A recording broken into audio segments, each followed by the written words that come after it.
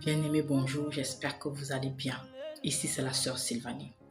Alors, je t'invite mon frère, je t'invite ma sœur à venir identifier dans quelle catégorie de chrétiens tu te retrouves. Parce que nous avons 4 types de chrétiens. Oui, à l'église, nous avons 4 types de chrétiens. Voilà, la parabole du semeur l'explique en Matthieu 13, à partir du verset 4 jusqu'au verset 23. On dit, un semeur sortit pour s'aimer. Une partie de la semence tomba le long du chemin. Des oiseaux vinrent et mangèrent. L'autre partie de la semence tomba dans des endroits périlleux. Une autre partie tomba dans des épines. Et l'autre partie tomba sur la bonne terre. Ici, là, la semence, c'est la parole de Dieu. Le semeur, c'est toute personne qui t'évangélise. Et puis la terre, c'est toi qui écoutes cette parole. Donc, je vais essayer de l'expliquer terre à terre. La première catégorie de chrétiens. Celui-là qui reçoit la parole de Dieu. Voilà, tu reçois la parole de Dieu sur TikTok. Tu ne la comprends du tout pas. Du coup, tu glisses. Tu pars à une autre vidéo.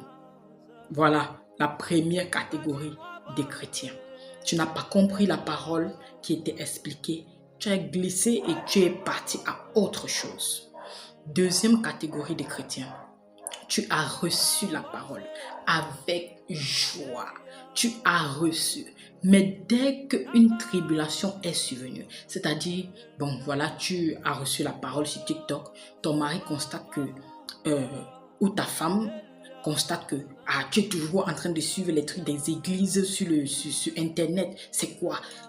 Ton mari commence à te menacer. Si tu continues avec ces histoires des églises là, vraiment, ça va s'arrêter dans cette maison. Si tu continues avec ces histoires là, tu vas sortir de chez moi. Voilà, une tribulation est survenue. Tu as eu peur. Tu as arrêté de suivre la parole de Dieu. Cela n'a porté aucun fruit.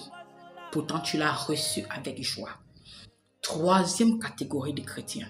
Ceux-là qui ont reçu la parole de Dieu sur des épines. C'est-à-dire, il reçoit la parole de Dieu.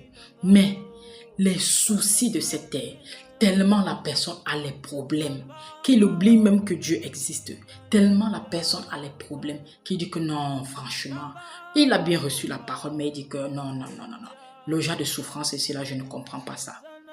La parole de Dieu n'a porté aucun fruit, ça n'a pas été fructueux dans ce genre de personnes.